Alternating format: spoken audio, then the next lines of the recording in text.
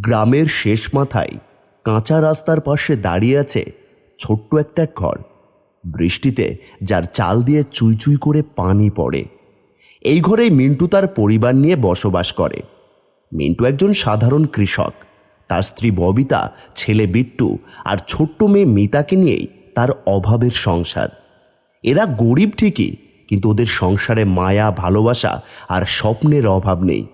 এই গল্পই হচ্ছে সেই স্বপ্নের এক বহিঃপ্রকাশ, যা বর্ষা দিনের কাহিনী হিসেবে পরিচিতি পেয়েছে।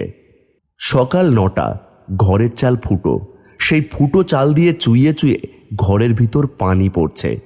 ববিতা ভাঙা হাঁড়িতে সেই পানি ধরছে। মিন্টু পাশের খাটে বসে আছে। হ্যাঁ গো, আর কত এভাবে পানি ফেলবো বলো দেখি। রোজ রোজ এই বৃষ্টি পড়লেই ঘর তোর পানিতে ভেসে যায়। আমার যে আর মোটেও ভালো লাগে না গো।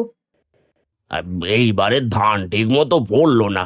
যে বৃষ্টি শুরু হয়েছে মনে হচ্ছে বন্যার দেখা মিলবে।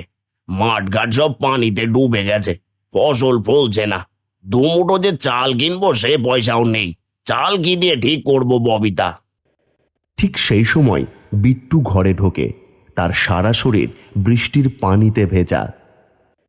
ও মা, দেখবে এসো, বাইরে তো পুরো নদী হয়ে যাচ্ছে গো। বাড়ির পেছনের খাল, রাস্তা সব জায়গায় শুধু পানি আর পানি। বলিস কি রে বাপ, আমাদের এখন কি হবে? ও বিধাতা, তুমি দেখো, তুমি একমাত্র রক্ষা করার মালিক। এই গরিবের জন্য তুমি যে শেষ ভরসা। বাবা বিট্টু, মিতা কই রে? বাইরে যে বৃষ্টি পড়ছে, মেয়েটা আবার বৃষ্টির জলে ভিজছে না তো?